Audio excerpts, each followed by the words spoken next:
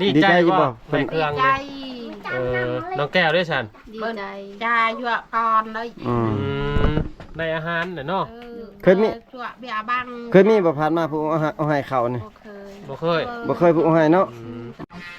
ขอขอบใจผู้ใหญ่ใจดีเด้อที่ช่วยเหลือน้อง ก็ ข ว่า อ ไป ให้อยู่ดีมีแหงเด้อ ว่าไปเลยขอให้ถึงหวยรวยเลข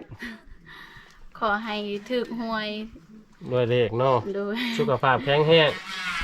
ขอให้สุขภาพแข็งแรงความเจ็บอย่าให้ได้ความไข้อย่าให้มี น้ำตาจนไหลพี่น้องเอ้ย ดีใจเนาะ ปอดี สักสุด2สุด3สุดมีช่างอยู่ไหนนะฮะมีช่างอยู่ไหนนะแน่มีเงิน มีเงินพร้อมโอ้มีเงินเอกเลยพี่น้องเอ้ย เด้อ ป้าน้ำตาแตกเลยพี่น้อง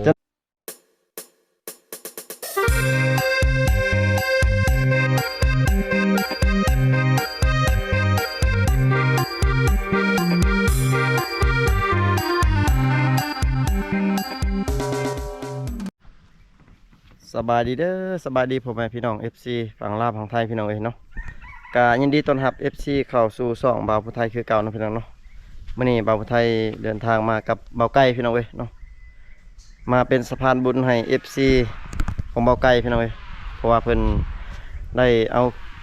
ข้าวสารอาหารแห้งแล้วก็เครื่องไส้พี่น้องเอ้ยไปให้น้องสาวแก้วพี่น้องเอ้ยสาวมือสองเนาะ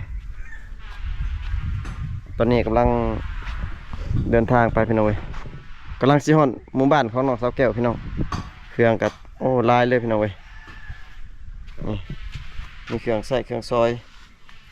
ตัวโอ้มีข้าวสบายดีบ่ก้อย สบายดีเด้อพี่น้องเอ้ย โอ้ยมีหยังแน่อยู่ในรถจ้ะนะ มีแต่ข้าวสาร ข้าวสารคือว่าอยู่นั่น แห้งนะอยู่เบื้องเจ้า อยู่อาหารแห้งบัดเครื่องนุ่งห่มนี่สิคือว่าอยู่ในเจ้าก็มี น้องไผ่ก็มี เครื่องน้อยเครื่องลูกน้อยบ่ เครื่องลูกน้อย ปู้พี่น้องเอ้ยที่ว่าบ่ไกลนี่เอาใจแบบสามีห่างนางไม้หรือว่าผู้ชายในเขตสมมุตินี่สุดๆเลยเพิ่นเอา น้องผู้พาเครื่องของลูกน้องแก้วซื้อน้องผู้พา น้องผู้พาบ่ผู้หญิงผู้ชาย ผู้ชาย ตัวพี่น้องมีเครื่องเด็กน้อยเพิ่นได้อยู่ในเบาะนี่ ในเบาะรถ อยู่เบาะรถอยู่ในพี่น้องมี3ชุดบ่ 3ชุด อืม ซื้อให้ครบด้วยเด้จากผู้ใหญ่ใจะดีจาก จากหยัง อเมริกา อเมริกาเนาะพี่น้องเอ้ยจังได๋ก็ขอบอกขอบใจทางอ้ายเพิ่นเนาะ แม่น ที่ว่าสนับสนุนทีมงานพี่น้องเอ้ยนี่มีข้าวมีเครื่องใช้เต็มพี่น้องมีขนมมีนมมีปลากระป๋องมี หลายอย่าง แม็กกี้ ครับแต่ว่าคือสิบ่ฮอดเดือนหนึงเพราะว่าครอบครัวเป็นหลายคนเด้ ข้าวเดียวเนาะ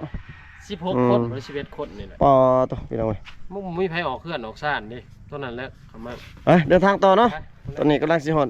หมู่บ้านน้องพี่น้องเอ้ยไปแล้วพี่น้องเอ้ยกำลังเดินทางไปพี่น้องทีมงานเขานี่ก็ว่าเอาใจFC ใต้เบิดพี่น้องเอ้ยเนาะที่ว่าเพิ่นให้ไปช่วยครอบครัวได้กับลุยพี่น้องเอ้ย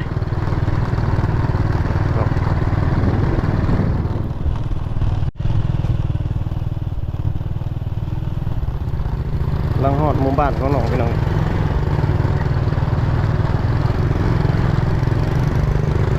โอ้ทางยากอันนี้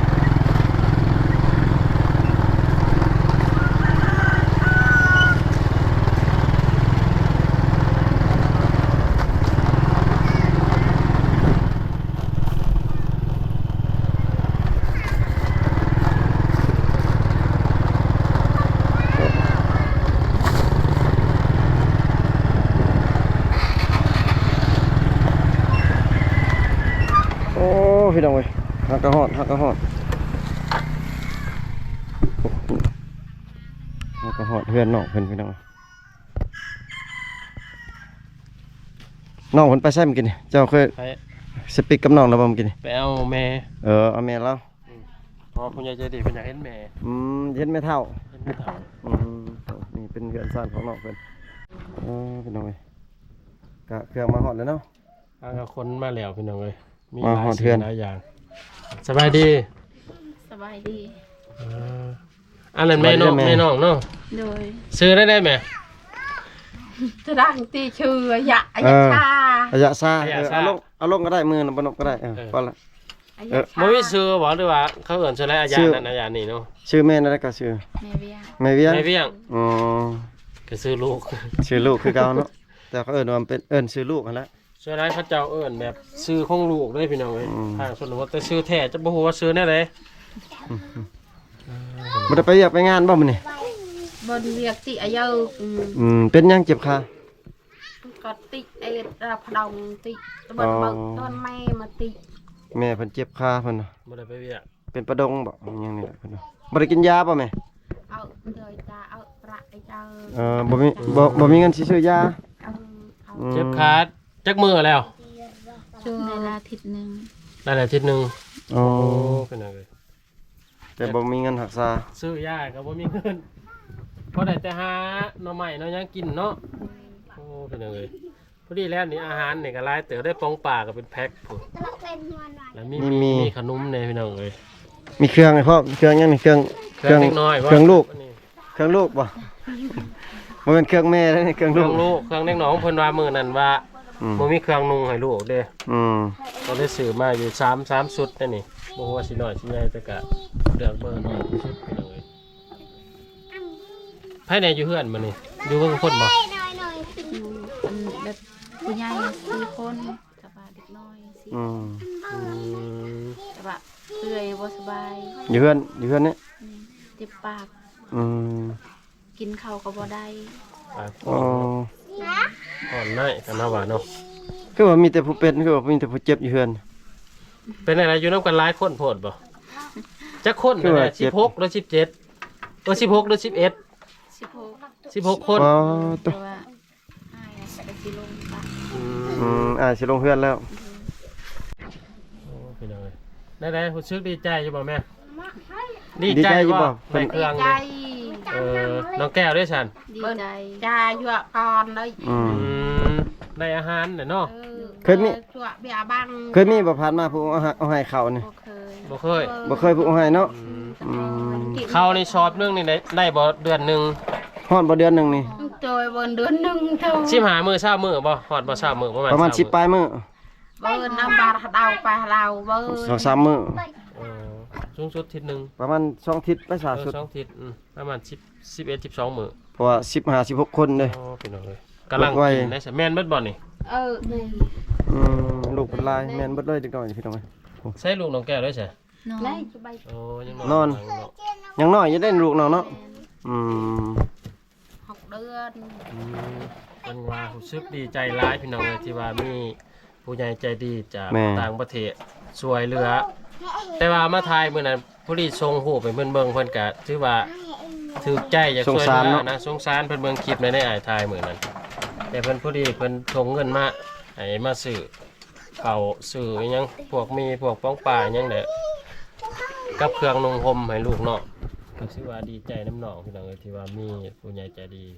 แนมเห็นอยากช่วยเหลือ ก็ดีและดีใจนำพี่น้องที่ว่ามีผู้ใหญ่อยากช่วยเนาะยากได้ที่ว่ามีผู้อยากช่วยเด้อ ได้ก็ทายหลายคนอยู่แต่ว่า อืม เป็นบางคนนึกกันนะที่ว่าเขาเจ้าแบบ แม่น อยากช่วยหั้นนะ บ่แม่นว่าสิได้เบิดทุกคนที่เฮาถ่ายไปนี่มีแบบ คือ เขาสงสาร 10 คนก็นายอยู่ประมาณ3-4 คนเนาะ แม่น ตามอันนี้ถือว่าหากเอามาทายเธอเดียวมื้อนั้นแหละแล้วก็ ถือว่าโชคดี เพิ่นเห็นแล้วก็เพิ่นก็ติดต่อมาหาพี่น้องก็ดีใจน้ำหนองบัดนี้มีแต่สิให้ทางครอบครัวเพิ่น ขอบใจ ขอบใจผู้ใหญ่ใจดีพี่น้องเอ้ย ขอบใจผู้ใหญ่ใจดีเด้อที่ช่วยเหลือน้อง อวยพรให้เพิ่นอีกบัด ขอให้เพิ่นอยู่ดีมีแห้งอิหยังก็ ข ว่า อ ไป ให้อยู่ดีมีแหงเด้อ ว่าไปเลยขอให้ถึงหวยรวยเลข ขอให้ถึกหวย ด้วยเลขเนาะ โดย สุขภาพแข็งแรง ขอให้สุขภาพแข็งแรงความเจ็บอย่าให้ได้ ความไข้อย่าให้มี ครับครับ ขอให้ได้เงินกลับคืนมาเด้อ เท่าพันเท่าเนาะ เท่า ดีใจอยู่พ่อแม่คือ ดีใจ แม่อวยพรบ่เป็นบ่ เพิ่นบอกว่านี่บ่เป็นภาษาลาวบ่ได้เนาะ แม่ เนาะ เพิ่นว่าบ่เป็นเนาะ ลายดิเลี้ยวแล้วก็ดัง เออบ่ ไม่ใครบ่เป็นภาษาคือกัน บ่ฮู้ภาษาลาว บ่เป็นภาษาลาวเฮาก็บ่เป็นภาษาเพิ่นก็มีแต่ให้น้องแก้ว อืม น้ำตาจนไหลพี่น้องเอ้ย ดีใจเนาะ ดีใจ จนเราชุมหมายสิให้นำแล้วกันน้องให้ อืมพี่น้องเอ้ยน้องเพิ่นดีใจจนสิให้เพิ่นว่า ดีใจยันลูกไอ้นี่ อืม นี่เครื่องนี่เบิ่งนี่พอดีบ่ ระวังนี่มาหน่อยนะมึงมาหน่อยนะจุดนี่นะก็ปินมัน พอดี พ บ่ อดีเนาะ เบิ่งเปิดเบิ่ง พอดี จักสุด2สุด3สุด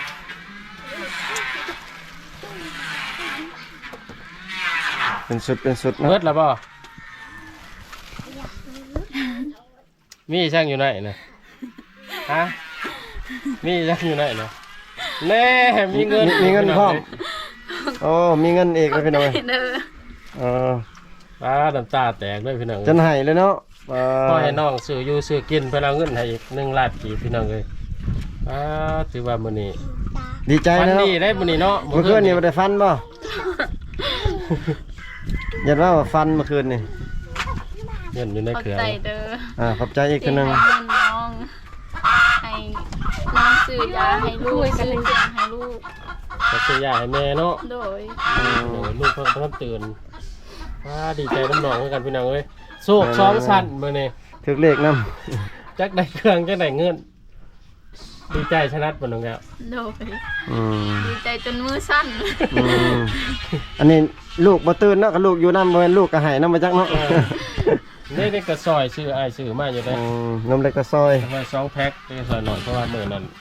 เครื่องพอดีบ่ตาใหญ่โพดบ่หน่อยก็บ่คือสิพอดีเนาะ เสื้อนะพอดี อืม อันนี้ ได้ตื่นแล้วบ่ได้ตื่นลูกมันน่ะ ลองใส่เบิ่งเดี๋ยวเป็น1 2 กันเลย ลูก มาโตนะ บ่ได้ บ่ได้ บ่ ตัวนั้นแหละตลาด โอ้เพิ่นกำลังใส่เสื้อพี่น้องเว้ยเฮ็ดน้อยๆเอาให้เพิ่นเฮ็ด กำลังอันนี้พี่น้องเลย โอ้ใส่ส่งใหม่เสื้อใหม่ ถ่ายบางๆหน่อยหนึงพี่น้องเพราะว่าญาติมันติดแบบ ติดแดง ติดกระซิบเล็กน้อยติดแรงก็เลยช่องสกิล อ๋อพี่น้องโอ้เรียบร้อยเลย อันนี้ โอ้รอเลยบัดนี้ โอ้คักพอดีเลยพี่น้องเลย เป็นได้อบ่ไกลเลือกส่งสุดพอดีเลยได้อบ่ไกลไปซื้อพี่น้องเว้ย ค่อยเคยมีลูกเด้ นั่นแหละว่ะ คือว่าบ่ไทยบ่ทันมีลูกกับบ่ทัน มันค่อยไปซื้อนี่ยันบ่ซื้อทำซื้อเสื้อใหญ่มาจัก มีเสียงแขนยาวสุดหนึงพี่น้องแล้วก็ ดีใจป่ะ ดีใจเต้บ่ ทู่เบิ่งทู่แน่ใด โอ้ ยัง พี่น้อง บ่ฮู้ขวา ยัง ก็6 เดือนพี่น้อง6 เดือน7 เดือนบ่ 6 เดือน เดือน อ้าวขอบใจ แล้วก็ตื่นแต่นอนจังได๋สิหายแล้ว ยิ้มแล้วได้ยิ้มแล้วยิ้มแล้ว เด้ เด้ อ อยิ้มแล้วมันก็ฮู้กันเด้อเนาะนี่เพิ่มบ่สุดจะดีใจน้ำหนองที่ว่ามีผู้ใหญ่คนช่วยเหลือ แม่น เพราะว่าหากะมาคันนี้สมอมาถ่ายหนองกะพอดีผู้ใหญ่เป็นเห็นท่านว่า สงสารเนาะ ท่านบอกว่าบ่ต้องบอกน้องเด้อว่าให้เงินเด้ อืม เพิ่นสิว่าร่วมประชุมน้องสิเป็นอันใดหลังจากเฮ็ดเงินน่ะนะ อืม น้องก็จนน้ำตาตกพี่น้องเว้ยเกือบเป็นบ่าวผู้ไทยให้น้ำน้อง บ่บ่ทันจะสิให้มันกิน พี่น้องเอ้ยดีใจน้ำน้องพี่น้องเอ้ย เงินล้านหนึงนี่สิซื้อหยังแหน่เอาหนึงแล้ว ซื้อยาให้แม่ ซื้อยาให้แม่ ยา กับลูก ซื้อยาให้ลูก โดย เออ ลูกก็บ่สบายบ่ แม่เป็นไอ มันเป็น อืม แต่ข่อยมาจะทิศแล้วพุ่น อืม ยังบ่เท่าบ่เลือกไข้แน่แล้ว เดี๋ยวนี้ใคร ซื้อยาให้เพิ่นกินยาต้านเชื้อเล็กน้อยนึง เหลือจากนั้นก็ซื้อในอยู่ในกินอีกเนาะอยู่ในเฮือนครัว จำเป็นป้องปลานี่ก็ได้อยู่ประมาณ3 มื้อกันว่า3-4 มื้อ 3-4 มื้อได้อยู่ คาบหนึงประมาณ2 ปอง 3 ปองบ่ได้บ่ไทยหลายคนเด้ จักป้องประมาณว่ากินคาบหนึงนี่จังกลุ่มนี่สอง 2เนาะขัวใส่น้ำมันแน่น้ำแน่กันว่าเดี๋ยวมัน กว่าใส่ผักส่วนหญ้าก็ได้ แม่น อืม ข้าวผัดข้าวหยังอันนี้ก็ให้ไว้ให้ลูกของน้องกิน ดอกมากาลึงมากาบังลึงบัด นี่ก็ย่ามบ่มีน้ำปลาเนี่ยย่ามบ่มีอาหารก็สิใส่ถ้วยกินจับกินก็ได้นี่แม่กี้นี่เล็กน้อยซ้ำนี่ฉันผู้ที่กินแล้วนี่แล้วก็มีช่างอีกนี่เกลือ มีเกลือ นัว เกลือนี่ก็สิหลายเดือนอยู่เว้ย นี่ขนมนี่ก็ปั้นกันกินขนมมีนี่ได้บ่อาทิตย์หนึงหนูก็คือสิกินตลอดเล็กน้อยซ้ำนี่เนาะพูดละห่อเลยได้นี่นะ พอดีกินหลายเด็กน้อยจังนี่ ฮอดบ่10 คนเล็กน้อยนี่ฮอดบ่ซ้ำนี่ น้องเล็กน้อย อยู่เฮือน คนนี่ในเฮือนนี่ เชิง 5 คน ฮะ เด็กน้อย5 คน เชิง ใครดอก มันหลายคนใครอยู่คนกลางเครื่องร้ายอยู่พี่น้องเลย ขันมาแม่เจ็บขากับให้แม่พักผ่อนก็ได้ เราพักผ่อน อ้อย แม่พักผ่อน ชอบพักผ่อนแต่ดงแต่เต้ได้ไว้ช่าง ขึ้น ติ พัก เอ็ด ผ่อน ขา เฮือ เจ้าน นั่นแหละ คนพักผ่อนอยู่เพื่อนเด็กหน่อย บ่น้องน้องเฮ็ดเวียกเฮ็ดงานเฮ็ดเวียกยังอยู่ในเฮือนพอช่วยพ่อแม่เฮ็ดเวียกยังเดิน บ่ได้เฮ็ดเวียกหยัง บ่ได้เฮ็ด คันว่าลูกนอนก็ได้แต่นึ่งข้าว เออ กินสวยเอ้ย อืม คันว่าลูกบ่ได้นอนก็ มาได้เห็นยังนี่เนาะ แม่น เฮ็ดยังบ่ได้พอเอาลูกเนาะ โดย ค่าเอาลูกยังน้อยพี่น้องเว้ย กำลังแบบติดแม่ทำนี่ ก็อีกต้นน้องอยู่พี่น้องเว้ยถือว่า อ เป็ ยาน กไปหาเงินหาคำนี่ไปบ่ได้ได้เนาะพันลูกมันใหญ่กว่าประมาณกี่ไรกัน2-3 ปีพุ่นได้พี่น้องเลยถือว่าชีวิตเป็นพลังมันก็สมควร เป็นอะไรน้องผิดกันบ่เป็นสาเหตุผิดกันบ่จังปะกับบ่ได้ผิด บ่ได้ผิดกัน เออ แบบ กลัวอยากไปเฮ็ดงาน เออ เขาก็บอกว่าอย่าเฝ้าไปเพราะว่ายังบ่ทันเกิดลูก อืม แต่ว่าเราอยากไป เฮาก็อดบ่ได้อยู่ผู้เดียวเนาะ โดย ให้สิไปอยู่น้ำยาเนาะ โดย แมงสู่กลับมาเกิดลูกอยู่เฮือนเนาะหรือมาอยู่เฮือนเฮาดีกว่า อืม แล้วก็บ่ได้ติดต่อมาเลยเนาะ บ่ โอ้ก็คือสิฮู้ก็จงใจแล้วเนาะจงใจอยากปลาอยากกินแล้วของมันนี้เป็นอย่างนี้คือน้องเราผ่านมากเลยมีแต่เริ่มต้นใหม่วันนี้นอกมาไทยเนาะ แม่นมีแต่สู้หั่นละกลับมาอยู่ในเฮือนซ่านเฮาก็เฮ็ดเวียกเฮ็ดงานเนาะ อยู่น้ำ สู้ พอ ไปหั่นละคันว่าพวกกลับมาก็กลับเพิ่นเนาะกลับบ่ บ่ บ่เอาแล้ว โดย อืม เขาเฮ็ดให้เจ็บ จนป่านนี่โอ้ขันเนาะบ่แม่นว่าอันนี้เด้อบ่แม่นช่วยว่าคันน้องกลับไปอีกก็จักเขาสิว่าได้เลยอะ ดันยากเนาะ เนี่ยคนเคยอันนี้ก็เป็นคือเก่านั่นแหละอันนี้เอาคิดเท่านั้นก็พอ พี่น้องเอ้ย เพราะว่าส่วนหลายกับอีโตนตอนมีลูกนั่นแหละผัดว่า แม่น แห่งนี้ปลากันก็ถือว่าบ่มีหยังเป็นห่วงเลยบัดนี้นะ มีแต่เลี้ยงลูกใหญ่แล้วก็จบเนาะ โดย ไปหาเฮ็ดเวียกเฮ็ดงานลูกใหญ่แล้วก็สบายอันนี้มันยากแต่ตอนลูกน้อยนั่นแหละ แม่นปลาไปใช้บ่ได้แล้วนี่น้องก็ส่วนหลายก็เฮ็ดเวียกไปในเฮือนพี่น้องเอิ้นหนึงเขาเป่าไฟบ่คันเวลาลูกบ่สอลูกบ่ให้ ออกสวนนี่ก็ออกบ่ได้เด้อเนาะ บ่ อยู่ในเฮือนนี่เขาเฮ็ดให้เฮ็ดสวนบ่ เฮ็ด นาได้ซะ เฮ็ดกัน แต่ว่าน้องนี่ไปบ่ได้เนาะ โดย ข้าเอาลูกพี่น้อย ประมาณจักปีจังปลาไปได้อยู่นำพ่อตาแม่เฒ่า ปีหนึง ปีหนึงเนาะซ้ำมันแบบบ่สอบ่แอบแล้วนี่ก็ยังแม่น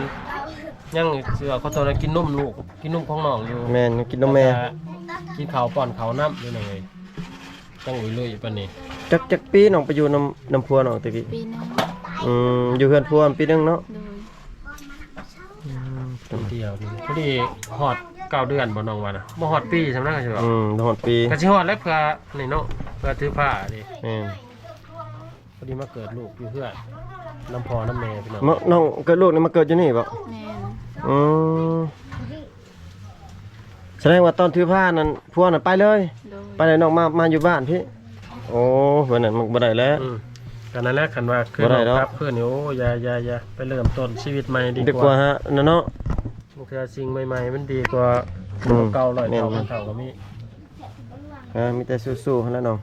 แม่นๆแล้วมันหมุนเสือน โอ้ โอ้พี่น้องเอ้ยถือว่านำเสืองของ ขอดเมือง สารอาหารแห้งแล้วก็เงินจำนวนหนึ่งมาหอดเพื่อนหอดมือน้องนะพี่น้องเอ้ยน้องเพิ่นก็จนดีใจจนอยากให้ จนหายกันเลยแล้วจนบ่ให้ จนหายเนาะ จนน้ำตาออก ทีมงาน เนาะ เท่ากับจนสีน้ำตาออกน้ ดีใจน้ำน้องพี่น้องเอ้ย ำถือว่ากุ้มไปโดนเติบเนาะ แม่น อาหารการกินข้าวสารในทั้งในพี่น้องเอ้ย ก็เกือบฮอดเดือนพุ่นละ ก็เน้นกับขอมุกขอบใจทางพอบุญและก็ทางญาที่ว่าช่วยเหลืออีดูสงสารทางครอบครัวน้องแก้วแล้วก็ทางทีมงานเฮา แม่น ไว้ แม่น น้ำมกน้ำมันพี่น้องเอ้ยที่ว่าช่วยเหลือซัพพอร์ตตลอดว่าแต่เห็นอย่างไร ทีมงานเฮานี่ถ้ามีผู้ใหญ่ใจะดีซัพพอร์ตนี่ก็ถือว่าไปให้เนาะ แม่น ลุย อยู่ใก ถึง ล้ ที่ ไม่กับไปพี่น้องเอ้ย ถึงว่าบ่มีค่าน้ำหมอกน้ำมันกับลุย ขอแต่ทางครอบครัวน้อง อืม ได้รับผลตอบแทนกับพ่อใจเลยสำหรับพี่น้องเอ้ย ขอให้เพิ่นอยู่ดีมีแรงสุขภาพแข็งแรงปรารถนาสิ่งใดขอให้ได้สิ่งนั้นพี่น้องเอ้ยได้เงินได้ค่ำหลายๆนอน ถึงหวยรถเลข หมื่นนอนตื่นได้เงินแสนคือเพิ่นว่าคลิปนี้พี่ได้ทำ1รอบบ่ได้เนาะ แม่น อยู่ดีมีแรงเบิดทุกคนพี่น้องจะพอกันใหม่เทื่อหน้าบ๊ายบายแน่ จุดติ